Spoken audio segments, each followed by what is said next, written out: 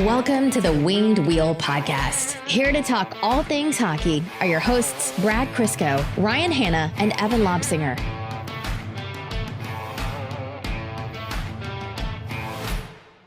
Anthony Mantha. Thanks for tuning in to this week's episode of the Winged Wheel Podcast, folks. We'd like to thank all of our patrons. You see what I mean when I said cheap but dumb? Yeah, no, that fit the description very well. Oh, wait, that was two negative things. Cheap but dumb. I didn't think that one. Cheap and dumb. Cheap and dumb. Well, dumb's kind of our brand, so it works. We have survived the home opener. We survived the meetup. We survived the drives there and back. We survived Anthony Mantha bringing down the house at the LCA. And we are back to our regularly scheduled programming. By the time I got back to my in-laws in Windsor that night, I had almost completely lost my voice. Oh, it yeah. still feels weird. I actually just poured the hot tea and the honey directly into my throat all day today. And knowing that in like 8 hours I would have to talk into a mic for a podcast. Just took your old beer bong from college, dusted it off, and just filled it up. And I figured whatever mold was left over in there was probably good for the throat. Yeah, it'll eat away whatever. Honestly, it was probably penicillin growing there. And then it probably would have killed anything that I acquired last night. That sounded bad. I didn't. Welcome to the Winged Wheel Podcast. This is a hell of a start to the episode. My name is Ryan Hanna. I'm Brad Crisco. I am so tired. I want to count how many times you have opened with "I am so tired." Today is no exception. What is left with you besides "I am so tired"? I don't know. I left a piece of my body on that highway last night driving home from the game. That's. I'm sorry to hear that. Yeah, that was just your soul. leaving your Yeah, body. that drive is the worst thing ever. I don't wish it upon anybody. I don't know how you can do it at midnight anymore. I used to. I can't anymore. I have to crash somewhere in Detroit or Windsor. Getting into my bed was the best feeling that I've had in a long time. Did you go to work this morning? I worked from home today. Oh yeah. But just, once you do that drive and then get home, get into bed, and you just sit there for 5 seconds, you're like, this is so good. Yeah. I should tell everyone that this episode of the Winged Wheel Podcast is sponsored by Labatt Blue and Labatt Blue Light. We want you guys to celebrate 4 Anthony Mantha goals with Labatt Blue and the Detroit Red Wings all season long. Find your specially designed cases of Labatt Blue and Labatt Blue Light at your local retailer, hopefully close to the LCA, to hashtag #SellYon with Labatt Blue. Official Canadian beers of the Detroit Red Wings, just like Anthony Mantha is the official French-Canadian elite shooter of the Detroit Red Wings. Hashtag Sally on and on and on and on. Times 208. Yeah, he's on pace for like 205 or something like Yeah. that. I'm sure he'll keep it up. Sustainable for sure. Oh, Yeah. 100% sustainable. He's got 7 points in 2 games. So if you 7 times 41 is what? 284? Yeah, What's league average in scoring for teams? Subtract like 50, and that's what he's going to get. Subtract 50, and that's what the teams around him will get. Yeah. I like how those jokes are like, he's on pace for 82 goals, like always pop up after the first goal, and then after the second goal, everyone's like, haha, and then after the third goal, everyone's like, oh god. And after the fourth goal, people's like, is he going to score 60? That was the best home opener that we have ever been to. And we've been to a Mike Green hat trick at a home opener. Yeah, that was fun too. The LCA has legitimately never been so loud. That was the loudest I've heard that building. Yeah. I've heard the Joe louder. Oh, yeah. But that was the loudest that building has ever been. And it's funny because I think the quietest was the last game there as well. Yeah. When they played Buffalo. Oh. Well, they didn't really play Buffalo. Buffalo came out and dummied them. That game, you could hear Brad's face hitting his hands. And I'm not even joking. I heard it next to me. I looked over, and his head was just buried in his hands. Yeah. What was the final score of that one? 7-1? Yeah. I think Darlene alone had 7. I'm much happier with a 4-3 victory. Oh, my God. Look, we're going to talk about what this team actually is in a little bit. But legitimately, it brought spirit to the LCA for the first time. It felt like Joe Louis Arena watching for that whole line, but Anthony Mantha just own the Dallas Stars. Also, yeah, congratulations to the Dallas Stars on their new ownership. I know they had some troubles with their ownership last year, so the successful transition to Anthony Mantha is always something to be excited for. So look, you know what? Yeah, they'll be really upset about losing this game when they make the playoffs at some point. That's the thing. Everyone's happy here, right? Like Dallas fans, they know they have 82 games to. Yeah, their top line is Radulov's, Sagan, and Jamie Benn. They're not that upset. Alex Sagan. Tyler Sagan walked the entire Detroit Red Wings. I mean, like, I think he deked around all 5 players on the ice and then absolutely undressed Bernier. So they have nothing to worry about. Yeah, we saw some pretty good pure goal scoring last night. I saw that and I just looked around and went, oh my God. I sellied because I have him on my fantasy team. So Dallas has nothing to worry about, but legitimately, Anthony Mantha he couldn't miss. He was shooting like he knew he was going to score. And he did know he was going to score. He shot 8 times and scored 4 of them. Quick, Evan, what's the math on that? 50%. Well, someone will double check that later. Listeners, if you could fact check that would be great. Just such a phenomenal performance from that line. And then the rest of the Red Wings are trying their best. They were their team. Yeah. Okay. Have you ever seen? No, they're not a team. They're 2 teams. One is when the first line goes out, and then the other team is whatever else happens after they are off the ice. It's not like only one line has scored 8 of the Red Wings' 9 goals this year or anything like that. I've never seen 3 drivers of a bus, but this is it. I don't think Bertuzzi drives the line, but you're not supposed to even have 2 people driving a line. No. It's actually insane. I was more excited when they stepped on the ice than I was for a Red Wings power play. And not to say that the Red Wings' first unit wasn't fantastic, because it was them plus Hiroshi and Cholowski. But it just meant that the second unit was also going to get some time on the ice. And the top line played a lot of minutes against Dallas's top line last night, too, and they looked pretty good. It's so hard minutes. Yeah, they're going to line match best on best for most of the season where they can. Now, I don't like being the guy that gets way ahead after such a small sample size, but when we combine the end of last season with the first 2 games this season, that line, I know one of the biggest conversations we had about the Red Wings areas of struggle in terms of the rebuild going forward was the lack of truly elite talent on this roster. And I think we can still stand by that. As good as Larkin, and even if Mantha holds this up, they're legitimate first-line players, but I don't think anybody would make the case they're top 10 at their position in the league. Is this an elite line, though? Yes. This is right now a top 10 line in the NHL. Right now, yeah. Over the course of 82 games, I think the jury's still out on that. But of course, but you'd be silly to make those kind of projections. They've got about I don't know how many games they played together at the end of last season, but they've got about a 10 to 15 game sample size right now. And man, yeah, I think conservatively to say they're a top 15 line in the league. I think optimistically you could say top 10. You could definitely make that case because they're not at the level of Boston's top line or Colorado's or hell Toronto's top 6, but man, they're not far off. If they keep producing, they can definitely be in the conversation. Yeah, because if they keep producing at the clip they've been producing for the last 10 games, not likely, but if they do, they're all well above a point per game. They're going to get every single opportunity to do so because we have nobody else to send out to do anything. Yeah, well, we'll get to that. Daily Faceoff, which uses player ratings from Corsica, has Bertuzzi, Larkin, Mantha as the 6th best first line in the league right now. Yeah, I could see that. And that's at this moment.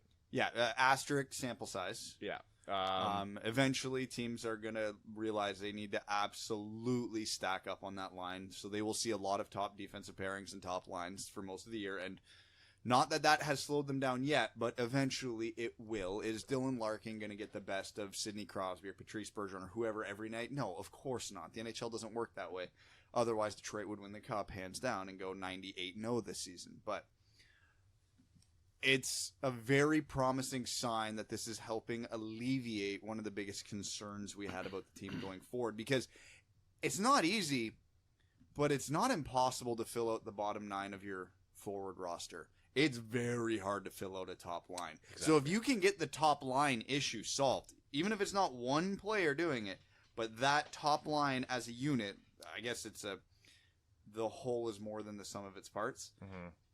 As a truly elite line, that might be the Red Wings' biggest problem solved.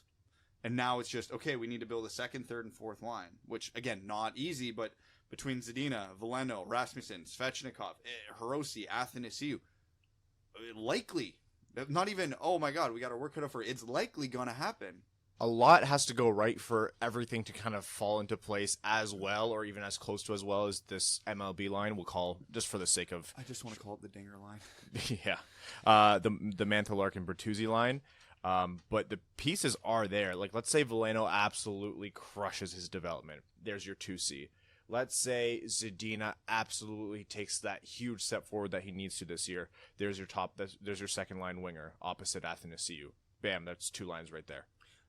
That's a long ways away. And that's you being optimistic. Let's assume Joe Veleno gets reasonably close to his ceiling. That's probably still a second line center on this team. An adequate second line center. Let's assume Filip Zadina never scores 30 goals. Let's assume he scores 20 to 25. That's still a good second line winger. Mm-hmm. Let's assume Rasmussen never plays a game above the bottom 6, but he's pretty effective on the power play, and all of a sudden the second unit's effective. That's another problem solved. Third line winger who slots in the second power play unit. Oh, great. Yeah, Evgeny Svechnikov, same thing, different role on the power play. Yeah. And when all of a sudden, we couple that with Hirose and Athanasiou, who's not there, we just built the second and third line without going crazy on projections. We're going on the reasonable end of what they could be. Veleno, Zadina, Rasmussen, and Svechnikov could all exceed those expectations. And that pushes Hirose down to the third line, I'm not taking him off Athanasiou's line. Well, let's Maybe. see. Let's see how he does with Athanasiou this year. We'll see what he does, because Athanasiou hasn't played yet. I want to. Okay, let's first talk about that game. I guess no. Let's talk about Mantha's shooting right now over the first 2 games. When Mantha shoots, I want everyone to watch every single other player on the ice. They know his shot. They know he has an elite shot. Everyone freezes. It got to the point, and Brad pointed this out in a tweet, where Nashville was so aggressively covering Mantha's shot on the power play that they literally left Cholowski open because they were way more apt to handle a Cholowski shot than give Mantha any kind of space to shoot. Yeah, to narrow down the specifics of that play. When you watch a typical diamond or box formation on a penalty kill, that forward will usually take an arc line towards the top defenseman just to kind of at least wave a stick in that passing lane, just to put it in the defenseman's head, so hopefully it's not a crisp pass. Nashville just abandoned that, and they parked the player right between Cholowski and Mantha and just gave Cholowski the shot. And when you have a guy as effective at deflecting pucks as Tyler Bertuzzi in front, he's so good at that. That is, on the exact play where I noticed that, it was just a harmless wrist shot from Cholowski from the point that Bertuzzi tipped just off the outside of the net. Yeah. So if Cholowski can emerge as a dangerous and timely shooter, you don't need Mantha's shot, because then they'll have to keep Cholowski honest, which then in turn will open up Mantha's shot, because Dallas gave Mantha the shot. They did not aggressively cover him. Yeah, they did not aggressively cover him like Nashville did, and we saw how that turned out. Yeah, when you have both East and West have cannons of shots, obviously I think Mantha's is substantially better than Cholowski's, but that's no shot at, no pun intended, that's no bad swipe at Cholowski at all. He has a good shot as well. When East and West is covered on a power play and you put both of them on the point, that causes problems. Mm-hmm. That is such a phenomenally built first power play unit, and that's obviously a perfect first line for the Detroit Red Wings. To see Anthony Mantha's confidence right now is exactly what Red Wings fans and this podcast have been preaching for so long. When we talk about absolute ceiling, like everything goes right in his development for shooting talent, this is it. You're watching it right now for Anthony Mantha. Everything is qualified. Everything is qualified. 2 games. It's been 2 games. That's fine. But these weren't 5 fluke goals. These were, I think the only one that was a little cheap was the one where Mantha was put himself in the right place at the right time to put in a rebound that trickled through. Yeah, but that's what pure goal scorers do. They poach sometimes. Yeah. Look at Thomas Holmstrom. He knew how to put the puck in the net. He never shot from behind the hash marks. The funny thing is, too, I still feel like you're selling Mantha a bit short. I am. Because, now, obviously, he's been streaky his whole career. Goal scorers, in general, are streaky. So if his heaters are like this versus his heaters are like 3 goals in 4 games, that's a fantastic sign. Right? He's going to put up 50. Yeah, but if he finds some consistency, that's great. But the thing that's impressed me about Mantha is his shot has gone to another level this year, and he's using it way more. But every other part of his game has looked great. His skating has been fantastic. His puck protection is my God, unbelievable. When he has that puck, it is his until he determines otherwise. His puck protection and his use of body to win puck battles on the boards. Yeah. I put out a GIF where he essentially reverse checked someone when he had already lost the puck to maintain control and then cycled it around. And like he's been doing that all day long. And couple it with the chemistry, like the absolute insane chemistry that he has with Bertuzzi and Larkin. TV doesn't translate it. These guys aren't looking, and they just hit each other. I just remember one play on the power play. Not even that one. It was a nothing play that people often will overlook, myself included. But while we were in the building and noticed it, it was just a broken breakout. Everything got scrambled in the neutral zone. It ended up, Dallas dumped it back to Detroit's defenseman. I forget who it was, just shot it up the boards because he was pressured. Bertuzzi had his back to the neutral zone as he was skating towards the puck at the red line.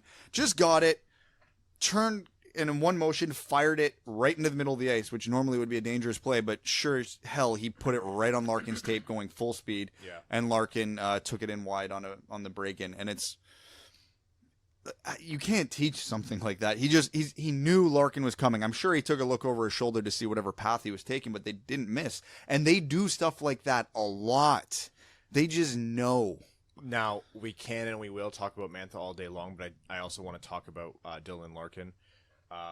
Last year, around this time, we were talking a lot about what Larkin is and could be, and we said, Larkin is this team's first-line center, that's no doubt.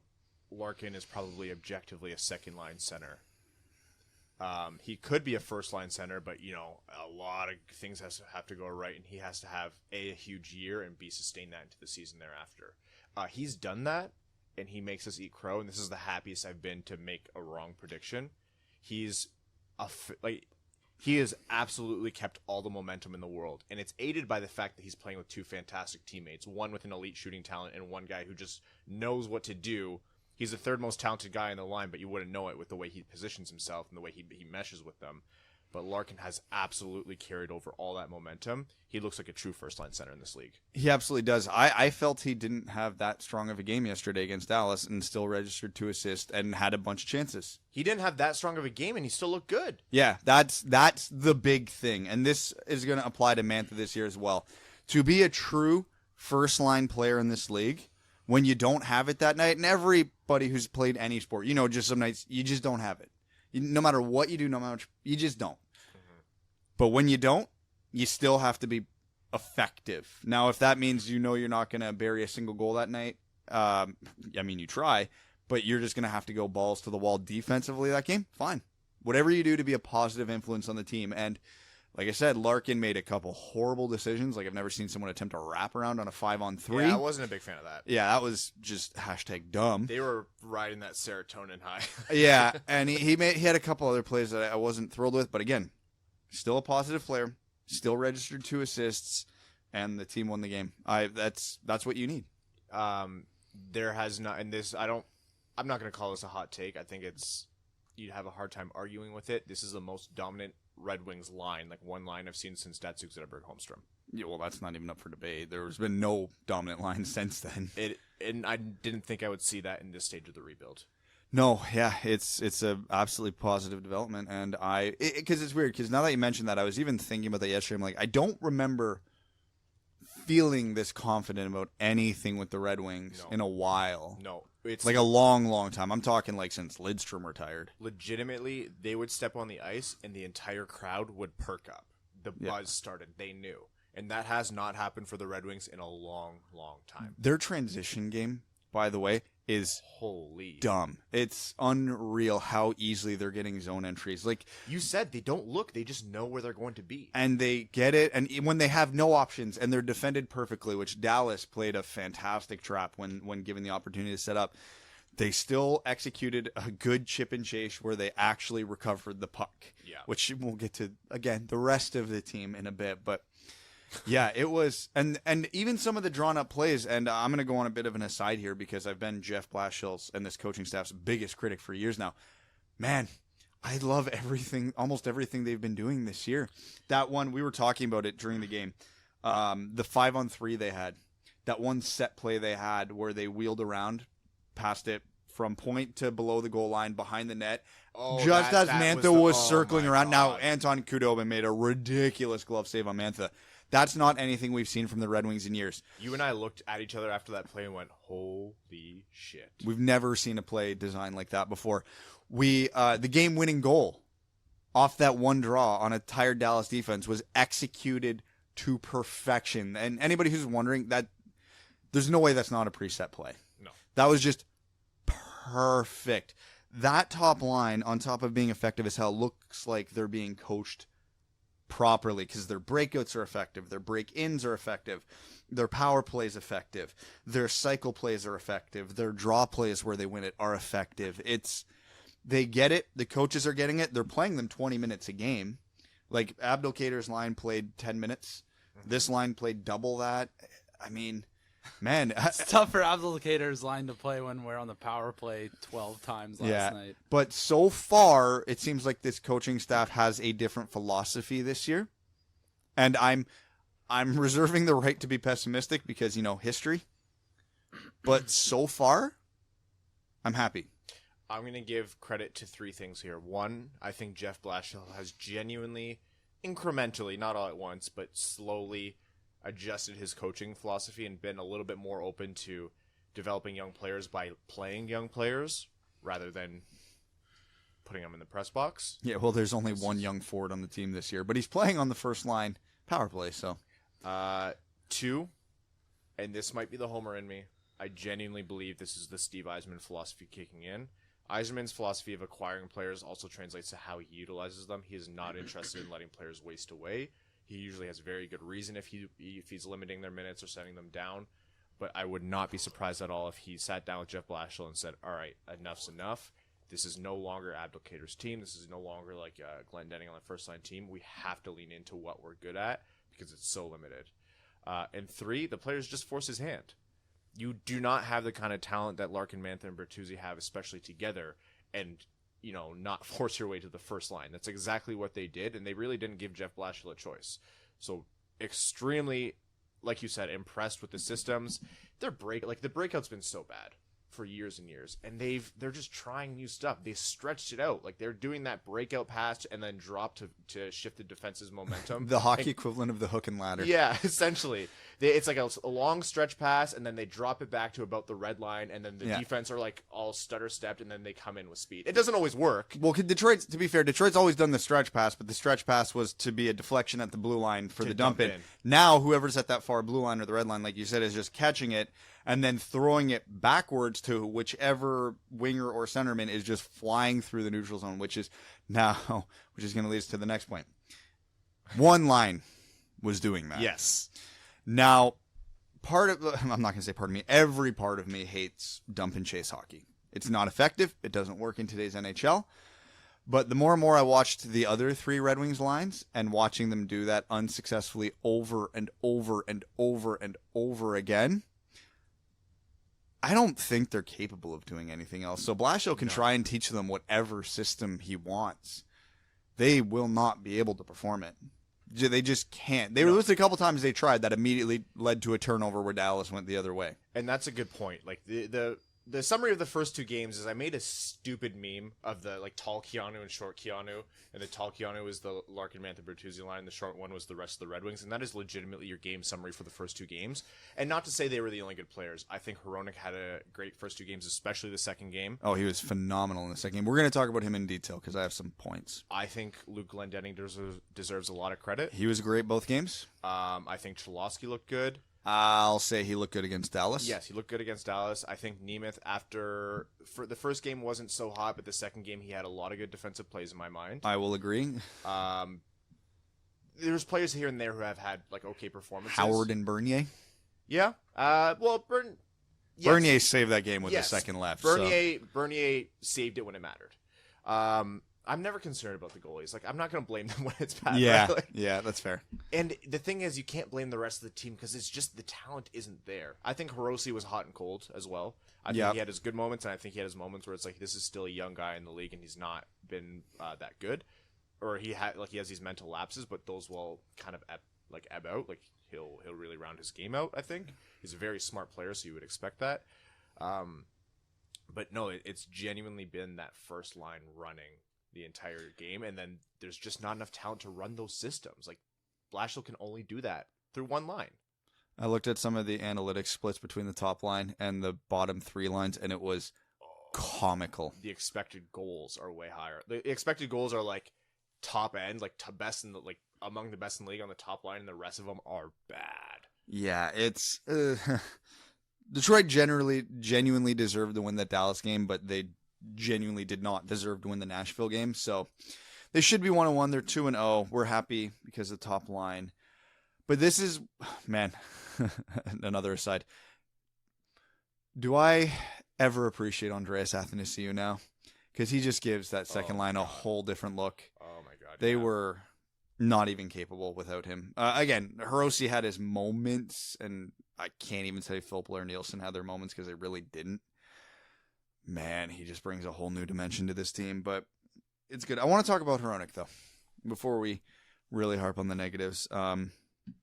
He had a all right game against Nashville. A few more turnovers than I would have liked, but generally acceptable. Yeah, his puck movement was phenomenal in my mind. In the Dallas or Nashville game? The Dallas game. Yeah, the Dallas game. Oh, he did everything was phenomenal. Even watching him in the defensive zone, the improvement that they were expecting of him over the summer, it shows. Yes, absolutely. He was fantastic. The one thing I noticed too that he does so much better than the rest of the defense, and his stick actually has a lot to do with it because he uses a hard square toe. I love that in defensemen. Man, can he pick pucks up cleanly when they're rimming the boards, which is a problem for a lot of players. So to be because I can't playing with that type of blade is genuinely difficult. Yeah. But that's the big advantage of it. So it does. His puck movement was great. His positioning in the offensive zone was fantastic. Mm-hmm. It's weird to say that about a defenseman, but he just kept finding the soft spots for the shots. And that's what they needed. He couldn't hit the broadside of a bar in that game. Just hit the net, dude. But that'll come as the season progresses. Yeah. But he was getting the chances. And the one play in particular that was art was the last goal that Anthony Mantha scored. The game winner with 53 seconds left. Because you give Mantha credit for the shot, you give Larkin credit for the win, but that entire goal was Philip Hronek. Now, as I said, it was a preset play. So it's easy to say, well, he just did what the coach told him to do. But it's not quite that. Because the whole way for that play to work is you need a seam for that pass. Mantha needs to get to the right spot, and then the puck needs to get to him. But seams don't just appear in the NHL. Philip Zadina would like to know your location. What was beautiful about that is when Hronek got it and just drifted up the boards a couple feet, he stared. I forget who the other defenseman was for the Red Wings, but he just stared at him for a couple seconds. Turned his body towards the point, made it look like that defenseman who was in the center of the ice on the blue line was the 1T option. The Dallas forward drifted out. The seam opened up. Hronek put it right in Mantha's wheelhouse. It's a play that is so subtle, but what makes all the difference? I forget who it was. I think it was Justin Bourne for The Athletic did a great piece about a month ago about how the NHL is all deception. Everybody in the AHL can shoot. Everybody in the AHL can pass. Everybody in the AHL, for the most part, can skate. But they telegraph what they're doing. So to be able to make a pass like that, well, the Dallas defender thinks you're doing something entirely different, is what separates good players from great players. So once Hronek finishes refining his game, it's plays like that make me think, hey, this guy might actually be a top pairing defenseman. The thing that you just described, I'm happy you did, because you talked about all that work that Hronek did to set Mantha up. Blashill is genuinely running every piece of offense through Anthony Mantha. Not literally, of course, Larkin's going to generate chances. Bertuzzi has his chances, but they are trying at any given opportunity. If Mantha is open, the puck is going to his stick, and you can see it, and it is absolutely the right move. The first line's amazing. That's the gist of it. They are tall Keanu. Let's talk about short Keanu. This is what Yzerman wanted if you want to put your tinfoil hat back on, Ryan. I'm taking the tinfoil hat off. This is just my opinion now. Straight up. They are bad. Yes. man, the bottom six provides. It sounds overly harsh, but in reality, because Luke Glendening's playing on the second line right now, they provide nothing of value. They did not have. Okay, other than when the Dallas defenseman gifted Darren Helm the puck in the slot, which Darren Helm promptly buried into the goalie's pad, so he's in midseason form. That is such a prototypical Darren Helm play. Just the most point-blank opportunity. He even had a chance to stick handle, and the goalie couldn't recover. I didn't look at any of the analytics on it because, well, I've been barely conscious today, but I don't think the bottom six forwards accounted for a single high-danger scoring chance in the game against Dallas. Not one. They were definitely responsible for some against. Although they weren't as bad of a train wreck defensively as usual, so that was a plus. Christopher N had a particularly awful game. I think he's been bad. He's been real bad. Jacob Delarose rung one off the post. It was a distance shot that Khudobin probably should have had, but still, hey, positives, take him where you can get him. Yeah, man, I'm glad Blashill's not playing those lines any more than 12 to 13 minutes a game because, oh boy. Here's the hard truth. We talked about all the good stuff, so I think that we've earned ourselves the opportunity to tell everyone the hard truth here.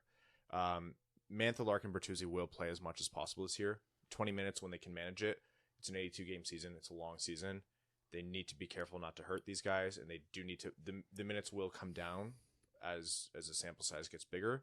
That means more time for guys that aren't Larkin, Mantha, Bertuzzi. And as injuries happen, that's going to take time away from them.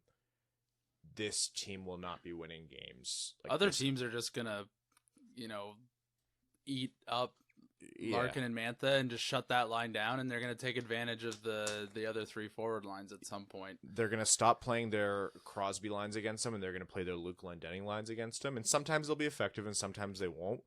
But if you can even take off a quarter of their ability on the ice, and you're putting your best lines out against what Detroit's putting out right now, there's a reason why we're so high on one line and the rest of them are just, they're short Keanu. And it's for good reason. And again, you can't hate on the guys. Luke Glendening is working his absolute ass off on the second line.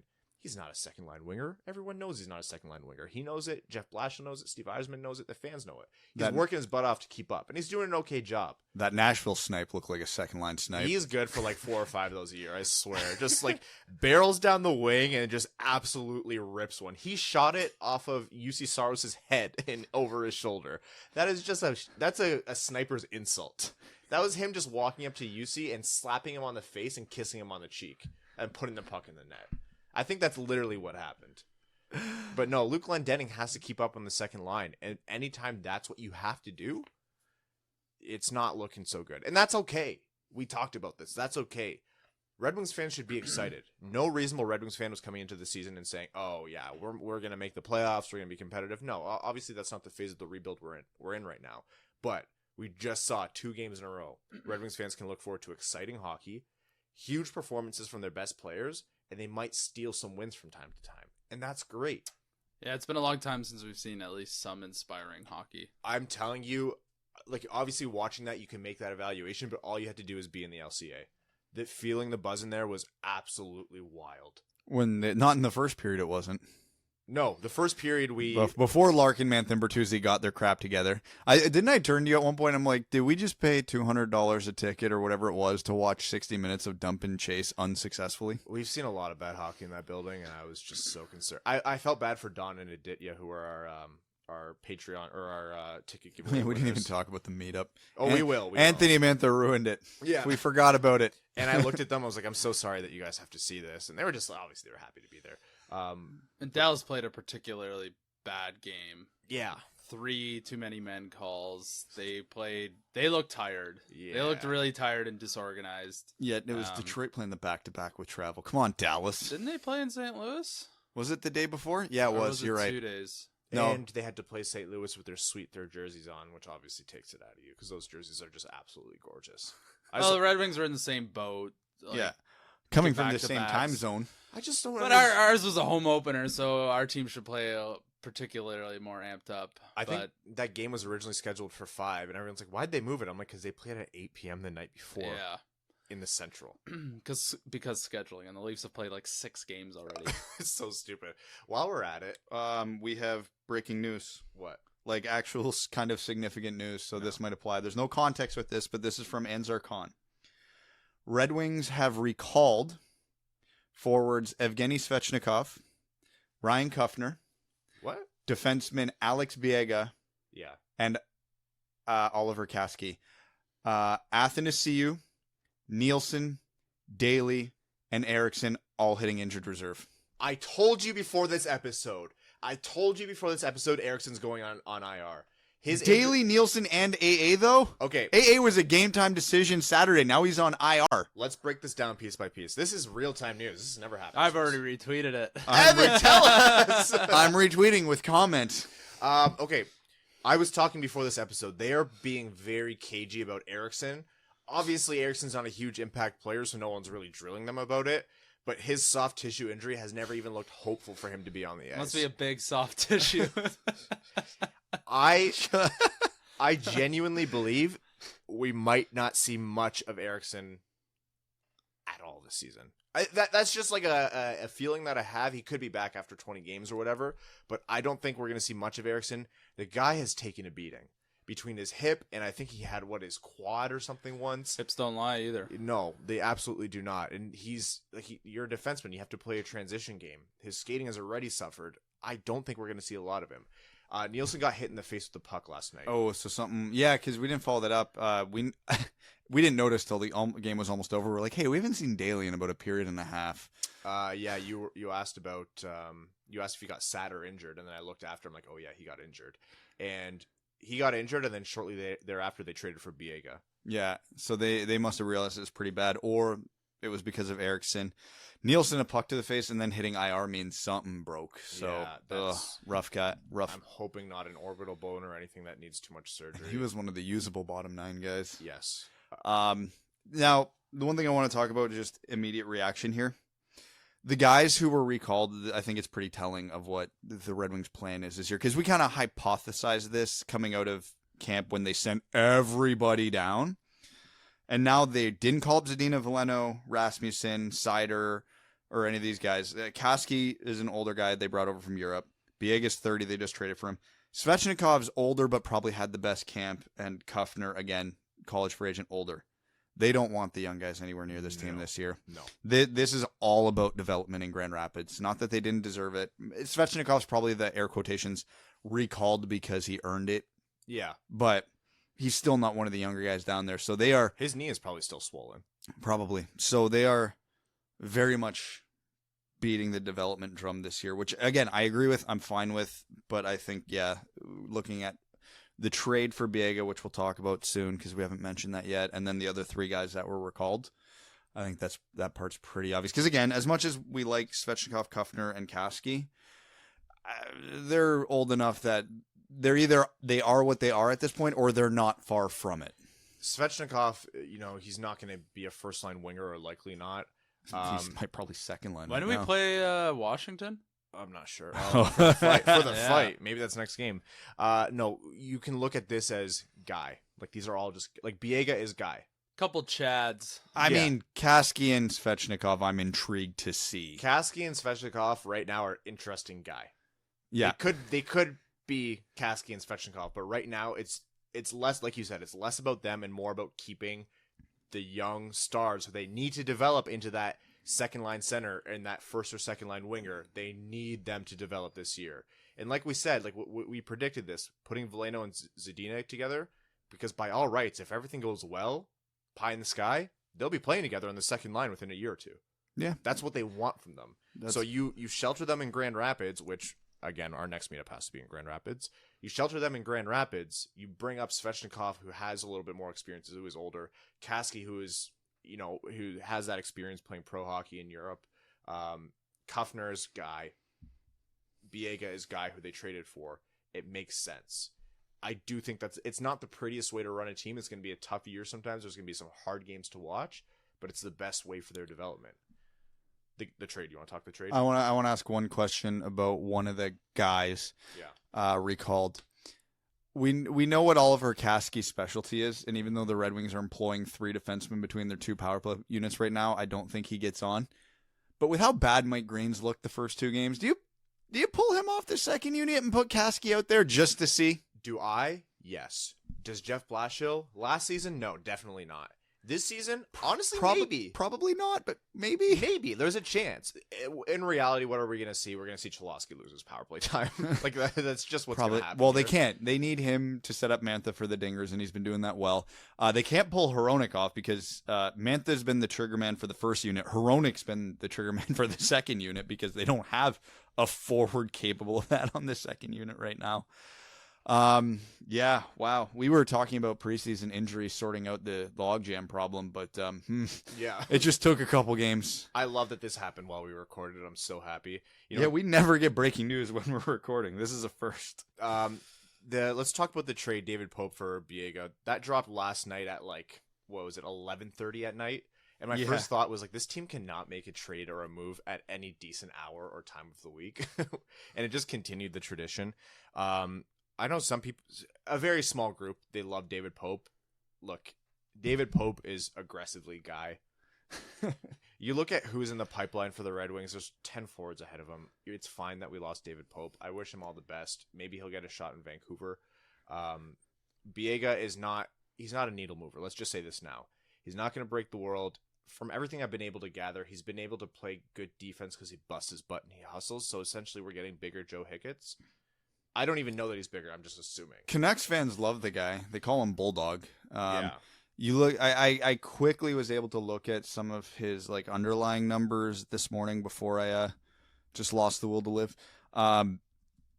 He makes no strong impacts one way or the other. No. So take that at what you will. He's not an impact player offensively, but he's also appears to not be a liability defensively. So, yeah, definitely guy. By the way, I cannot wait now.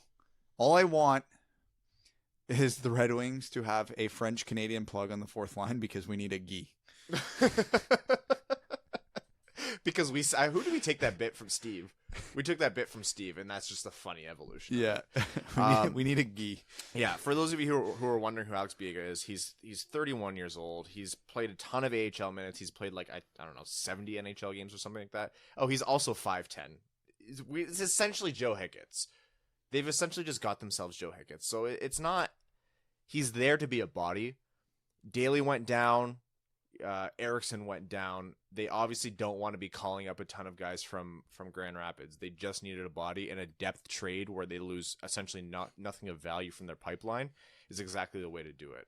Svechnikov being called up is very exciting. I'm happy he came up sooner. He has a chance to make an impact on that second and third line because right now they're struggling. And they're only going to struggle more without Nielsen. I don't think Nielsen wasn't playing extremely well, of course, but like Brad mentioned, the Red Wings needed him to be serviceable.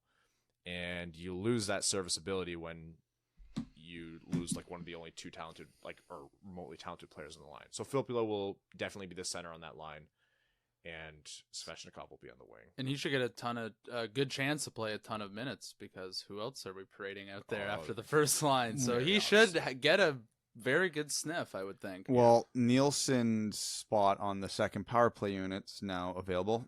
You know what's sad if they just went Hronek, Green, and Kaski on that unit. We're not.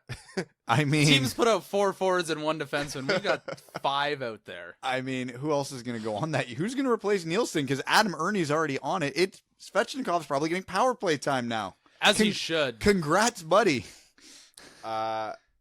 Ernie is another player who I thought had good moments and bad moments first 2 games. Man, he is. I'll call him Guy plus. I'm not making any too many declarations on the Ernies, the Nemeths because it's so early. It's 2 games. They didn't make huge impacts like the first line did or Hronek did. He's got good energy. I noticed that last night. He really can get into the dirty areas. He has literally 0 hands. He has negative hands. He owes the hockey world hands. Yeah, I don't think it's that bad. It's not that bad, but no, from a puck moving standpoint too, there was a few pretty obvious seams that opened up for him that chops the ice a little bit. That he just didn't take. Yeah. I'm like, man, it's there. Make it. So again, is he an upgrade over Helm, Abdelkader, and those guys? Clearly, yes. He was definitely better than them. But that whole when we made the trade, a lot of writing on Twitter, maybe he's a second line winger. He is not.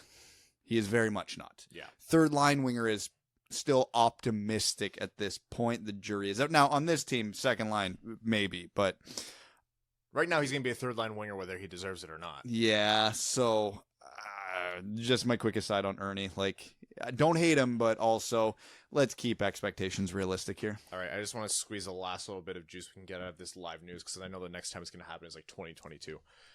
The trade, Pope for Biega, doesn't move the needle. If you have strong feelings about it, I'm telling you it's not worth your time. It's just a warm body. Calling up Svechnikov, good. He gets his look. He probably slots in, and losing Nielsen's not good for this team, but at the same time, it doesn't change much about this team's trajectory. So at least we get a good look at Nielsen or Svechnikov. Kasky, same deal. He's a defensive liability who with a very intriguing offensive talent. It's cool that he gets his look. Maybe he's super effective on the power This is play. exactly what a team who's rebuilding should be doing. Absolutely, Giving 100%. sniffs and swings to everybody. This is when we talk about like Lions fans drinking the Kool-Aid. This is how you're supposed to drink the Kool-Aid. Like, we're not saying like these guys are going to win us the cup, but there is reason to be happy and optimistic and make the most of this. We're gonna have a fun season, damn it. Kuffner is, you know what? Great. Happy he's not going to move the needle one way or the other. And yeah, Biega, we already talked about Biega. Kuffner, shooter on the power play guy. You really? I mean, who the hell else are you putting on that left half dot? Yeah, there's nobody. Unit was bad.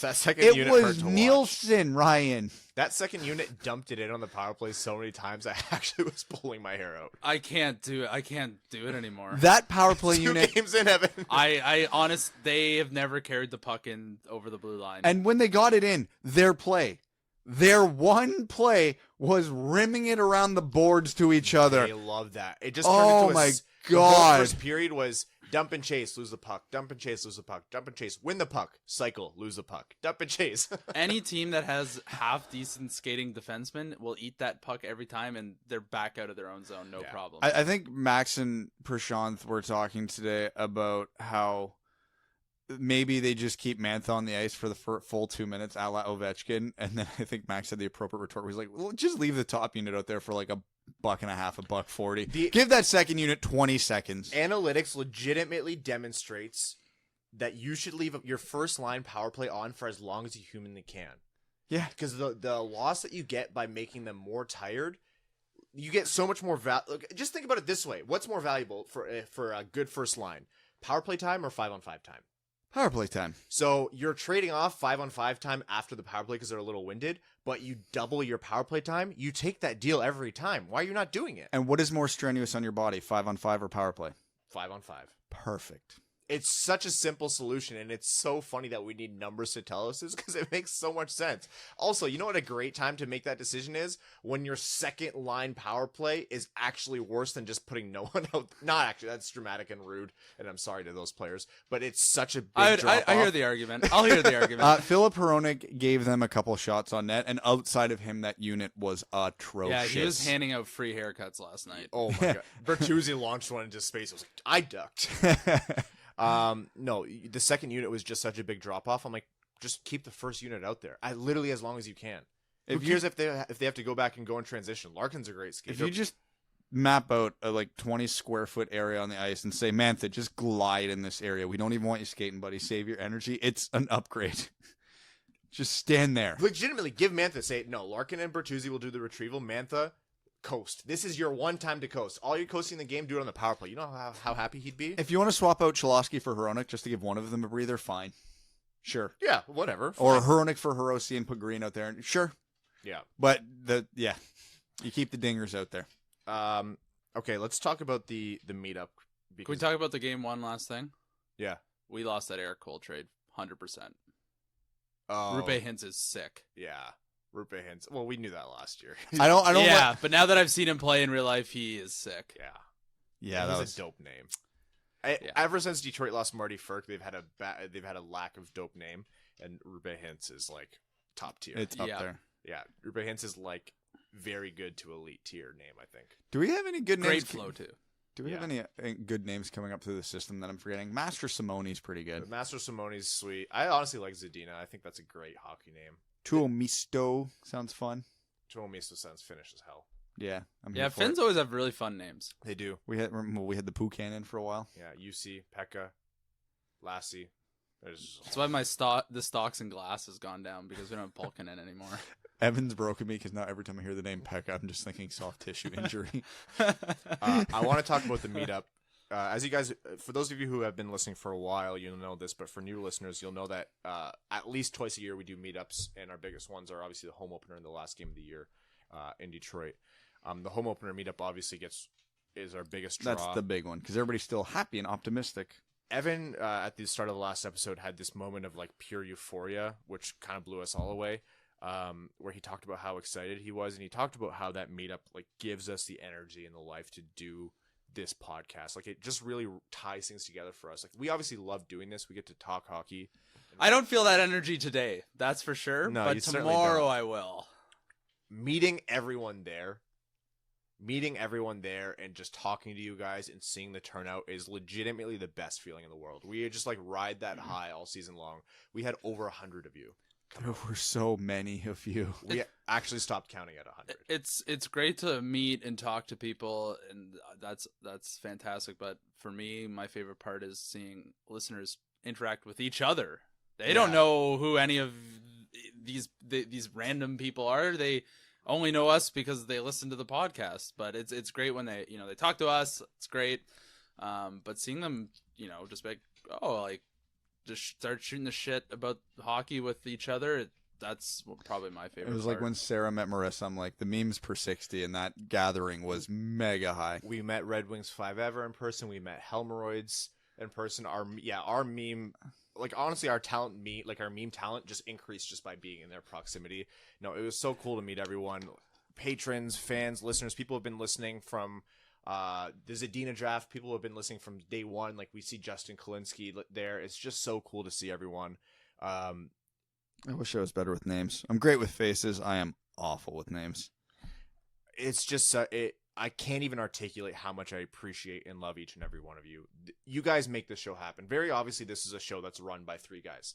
That's what this show boils down to. The like true definition of guys. Yeah, just guys. We are guys. We are guy. And we grew we've had to work our butts off to grow the show to where it is. And you know what's made it the biggest Red Wings podcast on the air is you guys. You guys who show up to the meetup. You guys who listen to us every week. You guys who support us by, telling your friends, wearing the shirts, supporting us on Patreon, just listening. There was families there. Like there was a dad with his 2 sons. There was another, I think it was dad, brother, cousin, something like that. It was meeting Aditya who flew back early from Vegas because he was one of the ticket winners. Oh, jeez. Don came in from Nebraska to come to, because he was one of the ticket winners. I'm going to show it on a future episode, but he brought us this extremely cool. Well, that'll probably be in the background of a lot of future episodes. Yes. Wood carving of Gordie Howe's signature, which I'm going to promote this, and I want you guys to take a look at his site because it's for a very fantastic cause. He's selling these things, but it's just, we were driving home and Mel was just sitting there smiling at me because she knew how happy I was. We are exhausted. Our voices hurt. We can't speak anymore. We can hardly move. We're just like pouring beer down our stupid throats at that point, which like we shouldn't be. Yeah, no, that did nothing to help how much my throat hurt by the end of the night. And we are just all smiles. Like, oh, who did we? Funny story. We were leaving the arena. Oh yeah, your nearly racist moment. And a guy looks at me and he points at me. He goes, "I know you from somewhere." And we have our Winged Wheel podcast shirts on. And I was like, "Oh, this is a listener of the podcast." And I go to shake his hand. And he's like, "You're a brown coat." And for a hot second, I saw this like built guy, just like full beard, just looks like he could break me in half. He was Luke Witkowski's brother. Yeah. What is a brown coat? It's from Firefly. It's from the show Firefly. Oh, that's why I don't get it. And I was like, "Oh yeah," and he quoted Firefly after. I was like, "Yeah, Firefly. I love that show." But I looked, I was like, "I don't have any Firefly stuff on." I was like, and then my brain went, "Okay, someone made a Firefly comment on like Overtime years ago, but that can't be this." And then he's like, "Where do I know you from?" And then he looked away from me with the podcast shirt on and looked at Brad, who just had a jersey on, and he went, "The Dub Dub!" And I went, "Oh, thank God. I thought he was going to strike me. I thought he was going to break my jaw." Yeah, generally the rule downtown Detroit is answer the people who are screaming at you. Yeah, he pointed at me and said Brown. I went, oh, here we go again. No, that was Joey Velcro, longtime listener of the show, and it was very cool to meet him in person. Yeah, Just outside of some dive bar near the arena, too. The setting was perfect for that interaction. Yeah, we love doing that. We can't wait to do more meetups this year. We're going to go to more games. We've loved that we've partnered with Founders Taproom Detroit. We're going to have plenty more meetups in Detroit, but a future meetup is coming in Grand Rapids. We absolutely are doing that. Probably not until the new year, but we're going to. Founders asked us to do more events there. They literally went out of their way to make sure we do this more. Yeah. So expect more of that. So thank you guys, because you made a really good impression. Yeah. We should go down to Grand Rapids early in the season so I can get some golf in. Yeah. Like, we're going to facilitate more golf for you, Evan. I haven't played in like No, months. we're not doing that. We're not doing that. Yeah. No.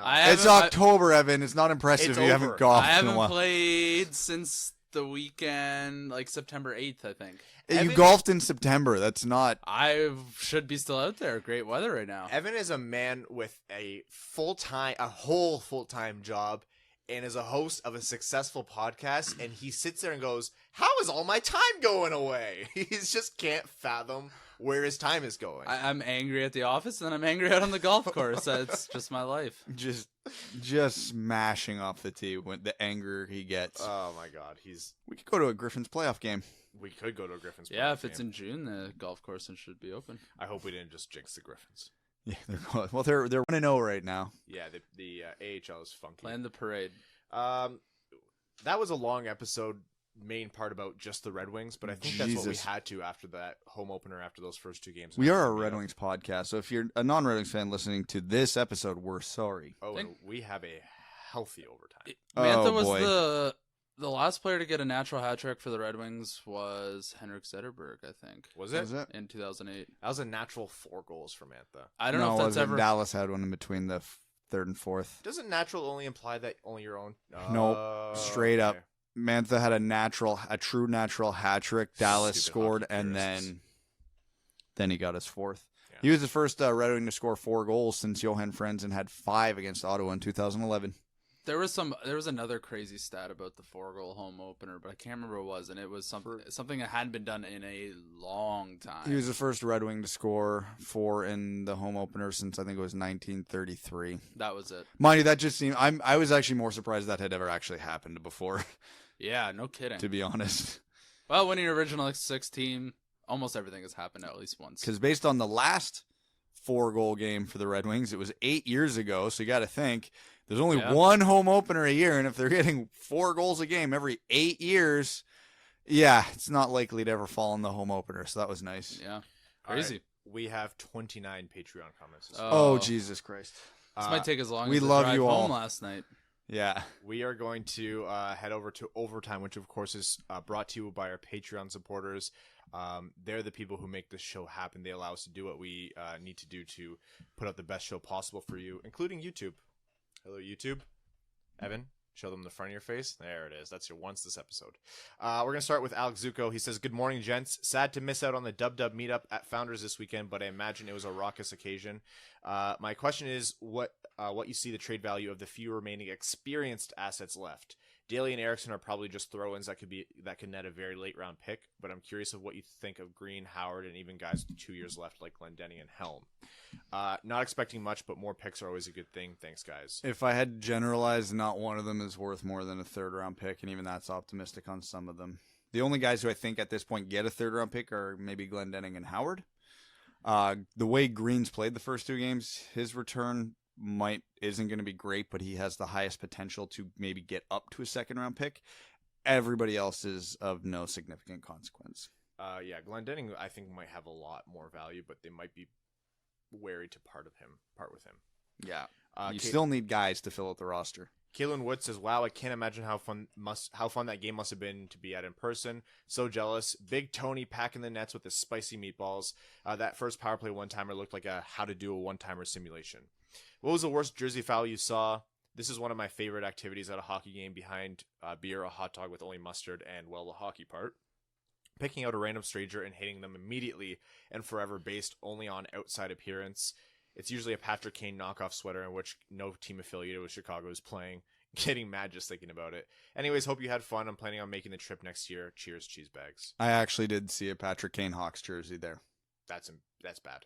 That was the jerseys, but that was my answer before you gave the example. There was one, and it was the black outdoor one, which I don't know if that makes it better or worse or doesn't matter, but I saw it. It was there. I think this is funny, but I think it counts as a jersey foul. It was the 2010 Canada Olympic jersey, customized to say happy, and the number was 420.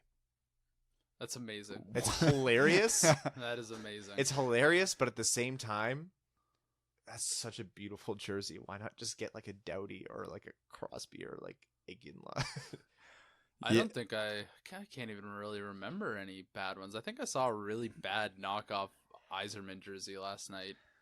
The numbers had like flames on them for some reason. I don't like that. Oh man, That's a PT Cruiser of jerseys. Yeah. I just not that I don't think I saw one last night, but you know those black Walmart knockoffs that every NHL team has, including Detroit. Black Walmart? Like they sell them at Walmart. They're like they don't look like the Red Wings jersey, other than they have the Red Wings logo, and then it's just some black jersey with whatever red design. So it's like a practice jersey? Kind of, but it's made to look like an actual. I hate those with a passion. Yeah. Nobody should own those. Let's go on Nobody should wear those. AliExpress. Yeah. No free ads.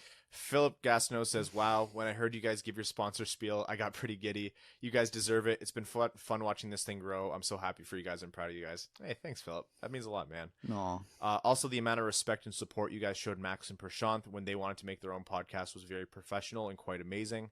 I'm sure I speak on behalf of the most of the fan base when I say we look forward to supporting both podcasts and will always be loyal to the Dub. You guys are a true class act. Philip, that's one of the nicest things anyone's ever said, and that genuinely means so much to us. Yeah, we love Max and Prashanth. We're still awaiting our invite for a guest appearance, guys. Yeah, you know, just throwing that out there. Do you really think they listened this far in the episode? Absolutely not. No, they tuned off as soon as we broke the trade. They're like, "Yep, thanks for the info. Bye." We legitimately those are our buddies. Like we have a group chat with them, so very excited for them. Apparently, I found out I have far less free time than the three of you because the number of times I've opened my phone up to you have 75 unread messages, and I'm like, "What? How? Why?" Matthew Tangsrud says, "Hey guys, sounds like the get together at Founders was a blast. Wish I could have been there, but the Disney World trip in January is more important. Hope to be able to go next year. Fun question: what is your first piece of hockey apparel?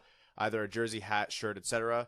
Mine was a Florida Panthers starter jacket. The kids at school made fun of me for it. Then the Panthers made it to the Cup final a month or two later, so I got the last laugh. Been a Panthers sympathizer since." Is that your phone, your computer, That's or my a laptop. plane taking off? Yeah, that's my laptop. I have no idea. Are you showing us a picture? No, I'm trying to look Yeah, it that's up. what I thought. He picked it up, and Yeah, I I was, was like, starting to lean over. I thought we were going to see the Florida starter jacket, and I'm a little upset now. Love seeing Mantha become the scoring power forward that dominated juniors. However, I can see the production becoming more difficult as teams start to key in on him. But 30-plus goals is a must now, given the hot start. Later, guys, look forward to you reading Rowan's comment. Oh, boy. Tony Hatcher says, glad I was able to make the meetup event. I had a great time and was stoked to be able to grab a Dub shirt. It was a great turnout, and I was proud of you guys, but I definitely didn't envy you as I find hosting anything myself exhausting. Brad and Ryan, I appreciate you guys making the effort to engage everyone and taking the time to come over and talk to us. Evan didn't get a chance to talk to you, but as someone with very limited social battery myself, I appreciated that you looked comfortable at your table. I was dying. That was the most friendly insult you've ever received. I don't even care. I can't defend myself. I'm so tired. I want to give a quick shout out to Drew and Kylie, Antonetta, and I had a blast hanging out with you two. We'll have to get into some good food together next time. You guys really made the event for her, as she is a Wings fan but isn't a listener and would have gotten bored fast. Hope you have a great time in Thailand. Ryan, looks like your prediction of starting off the season on a hot streak is coming true. Here's to extending it. If it runs out a number of games, I don't want to hear anyone complaining about draft positions. It's a long season and we have to enjoy the good hockey while we have it. Well said. Thanks again for hosting. Who's going to Thailand? The friends they made at the meetup. It's a long season and we have to... Oh, yeah, I said that. Thanks again for hosting the event. Can't wait till the next one. I'll make sure to take the following day off so I can actually go to the game when it comes around. Hassam Al-Qassem says, hey, Dub, the meetup was fantastic. It was great meeting all of you. It was also surreal seeing the people behind the voices in person. Getting to meet fellow Dub listeners and Max was really cool. And then topping the night with Mantha's 4-goal game, of course. Still undefeated in the Yzerman era. No question this week, more of a request. Brad, post the picture of your McDavid and you hockey card. Okay, I'll When I get a chance, I'll scan the copy of it I have and I'll throw it up. Cameron Brown says, well, that was fun, wasn't it? So glad to get to meet you guys. Just wish I could have made the meetup. And after talking trash about the team in the first intermission, boy, was it great to watch Mantha dragging the rotting corpse of this team to a win. Really glad I waited to buy a hat until later. Holy frick, what a game. But unfortunately, that wasn't the end of the night. Made the 4-ish hour drive home thanks to lots of coffee and music. But about 10 miles from home, it sounds like I blew a tire. Great. I go out to look and see no flat, but 3 of the wheel bolts sheared and all of the lug nuts gone. Jeez. So in a bit of a cold drizzle at 2:30 in the morning, I had to steal nuts from the other wheels, only 2 of which actually worked, and limped home in time to get to bed at 3:30 for work this morning. Still worth it, though. This might be the last game I see live for a while since I'm moving in a month or two. Well, good luck with the move, man. Cyril Ribicki says, Anthony frickin' Mantha, indeed. Fingers crossed he can stay healthy this year and maybe 40-plus goals isn't as crazy as it sounded a week ago. It seems that the only above-average NHL forwards we have at this point are the big 4 of Larkin, Mantha, and Bertuzzi, and Athanasiou, of course. Last year, they scored just under 50% of Detroit's goals. I wonder if you think that percentage will go up, down, or stay the same this year. Oh, it's going up. Up. So far, they have 8 of Detroit's 9 goals, and it's looking like it might go way up, barring injury or one of the young guns in Grand Rapids coming up and getting hot for an extended period of time. Congrats on the new sponsor and a successful meetup to start the new season. Joe Falzone says, congrats on the sponsor, boys. Hopefully the rest of the lineup can be filled out with AAs, Rasmussen, and Svechnikovs. Otherwise, oof. Who would you like to see them play with? So the Svechnikov news is great. Athanasiou, I hope he comes back so we can actually play with Hirose. Yeah, my second line right now is probably Hirose, Glendening, and Svechnikov. Yeah. It's not going to be a good line, but it'll be a fun line. Just your average Tej says, well, guys, awesome to see you at the meetup and give you the Stay Fresh cheese bag. Hopefully someone someday will be able to make it better than I. We're going to show off all the cool things that you guys brought up at the meetup in the next episode. My only question is, if they didn't give Larks the C at home opener, do you truly think they'll go all the season without giving him one? Yeah. Yes, and I hate it. I hate it so much. Antonio Lupu says, hey guys, I'm surprised you didn't butcher my name too much. This is my first comment, and all I have to say is Anthony Firkin Mantha. What hot take? 45 goals? The man is angry you thought so little of him. He's going for the Ovechkin crown. Hannah Lee says, this is Mantha's year for sure. I just want to thank you guys for doing the podcast. I was just out of country on a family emergency that didn't go well. I'm sorry to hear, Hannah. Your podcast helped me immensely. It gave me something to listen to when my world was very dark. Unfortunately, my wife wasn't able to go with me, and with the time difference, I didn't have many people to talk to. All 3 of you helped so much by just doing this show. We want this show to be like you guys talking hockey with your friends, so that means a lot to us, and we're all really sorry to hear that you went through a tough time, and hopefully things turn around for you. I think with Yzerman at the helm now, Blashill gets a new set of eyes and another chance. I would love to see the coach everyone says he is. My next jersey is Mantha. I was leaning Larkin or Bertuzzi, but I think I need to go with Mantha. It's ridiculous that Larkin doesn't have the C. He can handle the pressure. Again, thanks for everything you do. I hope you do an end-of-season get-together so I can fly out to Detroit. If any Winged Wheel podcast fans are going to the Wings Canucks game next week in Vancouver and would like to grab a beer or meet at the game, let me know. Yeah, go message Hannah. Nick says, hey there, duds. What a start, eh? I know there will be loads of Larkin, Mantha, and Bertuzzi talk, so let me ask something that hasn't gotten too much attention yet. The Wings drafted Cooper Moore in the 5th round in this past draft, and he's having a good start to his D+1 season in the BCHL, which is a pretty good league. To this point, he has 7 goals, he leads all defensemen, and 9 points through 12 games. Given that there wasn't that much information on him coming out of U.S. high school prep league, how significant of a start is this? In Cholowski's draft season, almost exactly 1 year younger, he put up 40 points in 50 games, his 2nd season in the BCHL. Seems good for a 5th round pick in his first dozen games of junior A.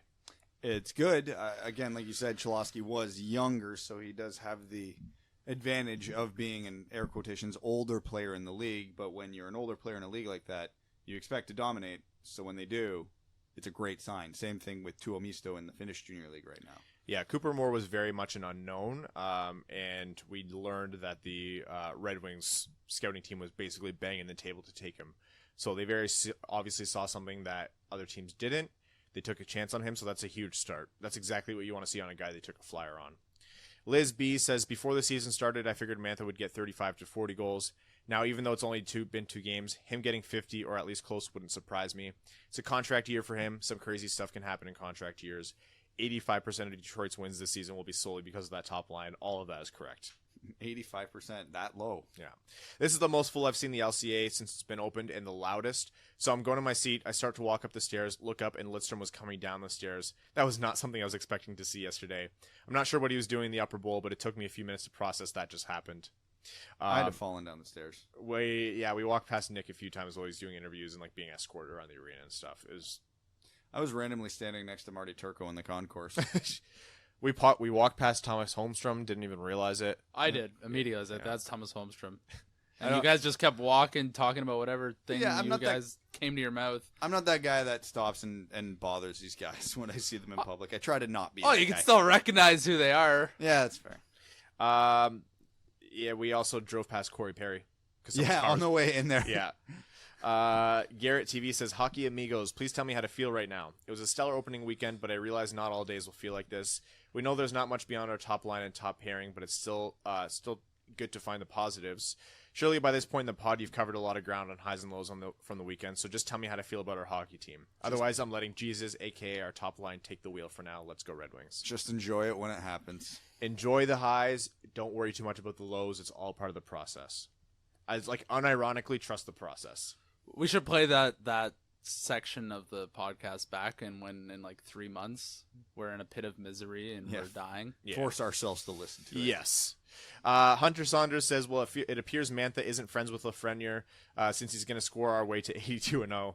Apparently there can only be one French star winger on the team. Also, the other three lines are hard to watch. Grand Rapids was fun to watch also. It appears not all of us had as of yet. On to the rest of the season. Justin Klinsky says, "Sup lads, I was happy to finally be able to have a conversation with Evan at all. It was great to put a person behind the Twitter handle. Also, when a guest asks you to put the Packers game on, do it. Oh, sorry, couldn't. They canceled the Packers. We were too busy keeping up with the Bills game. Sorry. P.S. I didn't grab the mug that I've won, and I'm sending Rowan to Canada to retrieve my prize. All right, he can grab it from me." Matt Benson says, "Great meeting all of you at Founders. Sorry I kept flirting with Evan, although I think my girlfriend nailed the Property Brothers comparison. You do look like that was funny. That was funny. Next time I'll grow my beard out a little bit more. It was a fun party and a great game. Great to meet all you guys, hosts and fellow fans alike. It was great meeting you, Matt, and thank you so much for becoming a patron. That means a lot to us, man." Evan Beckner says, "It was great meeting you guys in person again. Founders is a great spot, and it looked like everyone was having a great time. Despite the weekend's amazing performances, I still don't see the Wings making a solid playoff push. But is it possible the top line pulls us out of a bottom five finish?" Maybe, actually. If there's ever a top line that could do it, it's this one for Detroit. They stood toe-to-toe with two of the supposedly best teams in the West. Thanks for the great content every week. This is Anthony Mantha's world. We're only living in it. Mike Reed says, "What a game for each of you guys to attend. I jumped off the couch on all of these goals. The young guys are so exciting to watch. They're turning into leaders right in front of us. I think this is a good time to note that it wasn't too long ago that many people questioned Mantha's ability to be an impact player in this league, much like the current panic on Zadina. Development takes time, and it took Mo years. Now look at him. He looks like a frickin' beast out there. He looks like he's figured out exactly what he can and can't do, and he's completely at home, looking confident as ever, undefeated in the Eisenman era, planned the parade." I'll call this hashtag erotic for Mantha. Kwaz says, "Hey broskies, holy Furk, rip Marty Furk. Mantha, what a start for the top line, and they look like a legit top NHL line. With Trevor Daly out, who do you think will replace his minutes the most?" Bowie. Life note, the new plane I'm learning is fun. Jets are fast, that is all. Don Mitchell says, "Hey guys, I'm dead tired, but I'm back in the good life in Nebraska, and I'm home from the Meetup in game last night. What a game. Did anyone catch the Daly and Nielsen injuries? They were so invisible during the game that I didn't realize they got hurt. Is that in poor taste?" No, I mean, they're not exactly impact guys, so it took a while for people to even catch on that Daly wasn't there. We noticed Nielsen's. Couldn't miss that one. Yeah, he took a puck to the face. I want to once again sincerely thank each and every one of your lovely lady people. You're all more than welcoming and nice to a complete stranger. 5 out of 5 stars will recommend. Never expected to have an opportunity like this, and the Meetup in game did not disappoint in the slightest. They say not to meet your heroes, but I'm sure Eisenman will be a nice guy once I meet him. What? Thought I was talking about you three? No real question today. Let's just enjoy this elite first line's production before the wheels fall off and the team comes crashing down to reality. Thank you so much, Don. Joseph Fournier says, "Hey fellas, I swear I tried my damned best to get to Detroit for the home opener and present you with a carton of cheese bags. Luckily, Tej came through. By the time I find out my time off request was granted, flight prices out of New York doubled. I looked into the train tickets, the Skip Lagged app, taking a bus overnight, even renting a car and driving overnight, and attending on no sleep. Alas, to no avail. I'm glad you all had a great time. So, season finale party? Oh yeah, that's a staple in our year. There's no way we're not doing that. If Evan is there, I need a Clash of Clans advice for attacking with my newly upgraded Town Hall 11 army. The Eagle Artilleries are killing my troops. Gotta freeze the Eagle Artillery. I can't believe you actually answered that question. Yeah. I want to talk briefly about the Alex Biega trade if you fellas haven't already. My apologies if you have, but I want to clear this up. There's some Twitter comments about why Yzerman didn't claim Biega when he was on waivers on October 1st. The thing about preseason waivers is that every team has players going down. Putting in a bunch of waiver claims uses up a team's available contracts. It makes it almost impossible to be able to bring in mid to late season free agents like Kufner and Hiroshi. That's why few waiver claims are made at the beginning. Trading contracts gives a GM that roster flexibility. Although I like David Pope and was hoping to see him develop into a power forward, he's already 25 and has appeared to hit his developmental ceiling. Biega is a versatile 7th defenseman and a great locker room presence. I bet he'll be the first call up on defense. This trade tells me that the organization wants the current young D-Corp in Grand Rapids to continue developing. You got ahead of yourself here because the news broke while we were talking. Yeah, you nailed it. Yeah. Enjoy the hot takes on Mantha's projected 410 goal season. Should be some good hockey team from our top line until the team regresses to the mean. Stay Fresh Cheese Bags, official sponsor of memeing WWP hosts on Twitter, and the Dylan Larkin butt memes are gold. Joshua Bazura says, "Me Ryan, me love Mantha, doy der," which is essentially all I was saying yesterday. Wow, boys, what a game. Had a great time at the meetup. Evan was in the middle of a convo when I walked up, and Brad was arresting someone for taking too many stickers, I think, but very glad I made it. Anyway, now is the time to speculate about trade deadline moves, right? I was just sitting around and thinking about it and came up with something that I didn't think is too outlandish. Trade Howard probably to Calgary for 2 seconds. Take one of those seconds and send it. Mike Green and Luke Glendening over to Toronto for their first. I think it would have to be the following years they wouldn't do that. And a third, maybe. We all know how much Blashill or Babcock loves Glenny, and I can see them having use for Green on the third pair. Maybe a second power play unit. Anyways, didn't put too much thought into it, so I was just wondering your guys' take on it. Go Wings. Howard won't get 2 seconds, and Toronto's not giving up they've already given up their first round pick for this coming year, so can't see them eager. I could definitely still see Glendening going to Toronto. I don't think that one's going to die till his contract expires, but yeah. Stone Turkey wants us to please read this with our best Canadian accents. Oh boy, what a home opener, eh? Warms my heart that you boys were able just that line. Warms my heart that you boys were there with the Dub clan to witness our man, Anthony Mantha, handled his stars, don't you know? Oh, the whole thing is Canadian, yeah. You bet your butts he's going to score north of 35 this season if he stays healthy. Thanks as always for the great content, boys. Stay fresh, cheese bags. Rowan says, "Good day, Duds. Was cool to briefly FaceTime in and meet people without having to actually meet them. You know what's coming next, though, don't you? This is a bit interactive, so Ryan, you read and Brad answer when asked. The scene is a courtroom. The magistrate enters, takes their seat, and advises the trial will begin shortly. The jury is reminded to be silent at all times," the magistrate booms. "The people versus Brad Crisco. The charge is the second count of treasonous behavior. Mr. Crisco, how do you plead?" Oh, yeah, I plead that thank you for reminding me to set my Instagram and Facebook to private. Very well, the trial begins. The prosecution may begin their opening statement. "Thank you, Your Honor. Our case rests on overwhelming evidence to the effect that the defendant is not only a cop, but an undercover cop who's clearly guilty of treason. We would like to admit Exhibit A into the evidence. As you can see, this is time-stamped and undoctored photo that clearly shows the defendant wearing a Dallas Stars jersey with another Dallas Stars Eriksson jersey hanging on the wall. The finger guns gesture is clearly a threat." Oh, for what it's worth, someone actually pointed out that the one on the wall was a game-used jersey, and they were right. That's actually a hell of an eye. I don't know who commented on that, but bravo, whoever nailed that. As you can, an audible gasp comes over the courtroom and cries of "guilty, guilty" go up from not only those in attendance, but the jury and magistrate as well. The prosecution would like to call the defendant to the stand. "Mr. Crisco, do you swear to tell the truth, the whole truth, and nothing but the truth, so help you, Yzerman?" Brad mumbles inaudibly as a traitor would. "Speak up, Mr. Crisco, or I'll add contempt of court to your charges. What do you have to say for yourself?" I got to leave for hockey in 5 minutes, so how long is this comment? "The court finds you guilty. Jersey time. What is your favorite Dallas Stars jersey?" Can we count North Stars? North Stars, their old one with the star built into the logo, Or it's the N with the star, the green with the yellow, black, and white 3-bar. It's not even up for debate. That's it. These jerseys that are coming up for their outdoor game that pay tribute to the Houston Stars, I believe it is, or the Dallas. I haven't seen those yet. The logo is out, and it's the D with stars written through it. It's very cool. I would not be surprised to see them turn to that for their logo. The runner-up was the simple black ones that they had with just the white and the 2 green bars with the Stars logo in the late 90s. That was also good. Yeah. But no, the North Stars win, and it's not close. That's it for this episode. We'll be back midweek. We're going to talk more about the Rings. Of course, we have some cool stuff to show off on the Meetup. More hockey will have happened between now and then. Thank you again, all of you, so much for everything you've done to support the show. We are so incredibly excited for this season. We'd like to thank all of our Patreon supporters: Sky Carcass, Luke Johnson, Arjun Shanker, Don Mitchell, Clayton Van Dyken, Mike Reed, Langabeer, Matthew M. Rice, Sean Levine, Matthew McKay, thank you so much for becoming a name level sponsor. Kaylin Wood, Jacob Turner, brand new name level sponsor, thank you so much.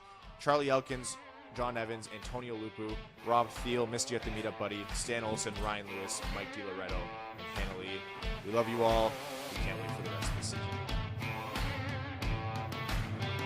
Thanks for tuning in to the Winged Wheel Podcast. Be sure to check out wingedwheelpodcast.com, where you can subscribe to the show on iTunes, Spotify, or wherever you get your podcasts. You'll also find links to other ways to support the show, such as Patreon, official podcast apparel, and more. And don't forget to follow the show on Twitter at Winged Wheel Pod. And of course, the hosts at Brad Crisco, at Ryan Hanna WWP, and at Hockey Town Evan.